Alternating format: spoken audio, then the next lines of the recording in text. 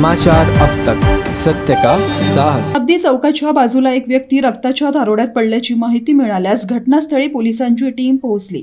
मृतकाचे नाव निष्पन्न केल्यानंतर पवन बनसोड, वय वर्ष 32 असे माहिती पडले। क्षुल्लक कारणांवरून वाद झाल्यास धारदार शस्त्राने वार करून ठार करण्यात आले। नेमकं प्रकरण काय याची अधिक माहिती पोलीस निरीक्षक नितीनचंद्र एस राजकुमार यांनी दिली आहे। रात्री 10 ते 10:15 दरम्यान मी परिसरात पेट्रोलिंग करत असताना बीट मार्शल यांचा मला फोन आला की शताब्दी चौकाच्या बाजूला एक व्यक्ती रक्ताच्या थारोड्यात पडलेला आहे।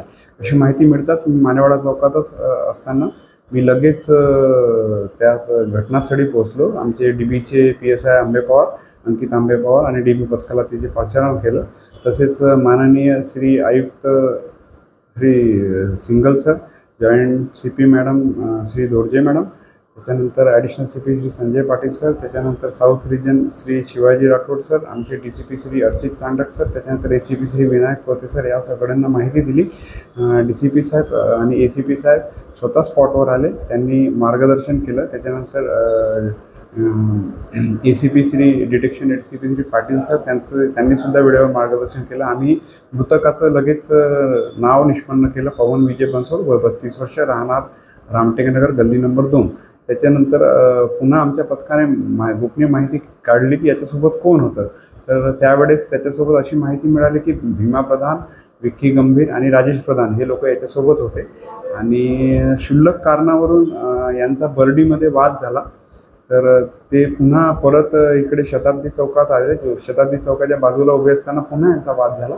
तर भीमा प्रधान, राजेश प्रधान आणि विक्की गंभीर यांनी तीक्ष्ण धारदार शस्त्राने याला छातीवर, पोटावर आणि पाठीवर घाव मारून याला जखमी करून याला ठार केले आहे।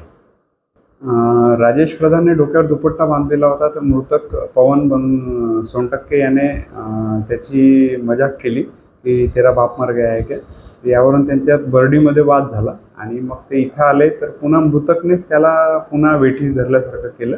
तर त्यामुळे या तिघांनी त्याला हे केलं आणि यांचा कोणताच पूर्व रेकॉर्ड नाही आहे। आणि 1 ते 1.5 तासाच आमच्या DB पथकाने PSI अंकित आंबे पवार, त्याच्यानंतर अश्विन सहारे, नितीन सोमकुवर, हेड कॉन्स्टेबल ओंकार या पथकाने 1 ते 1.5 तासातच तिन्ही आरोपींना जेरबंद केला।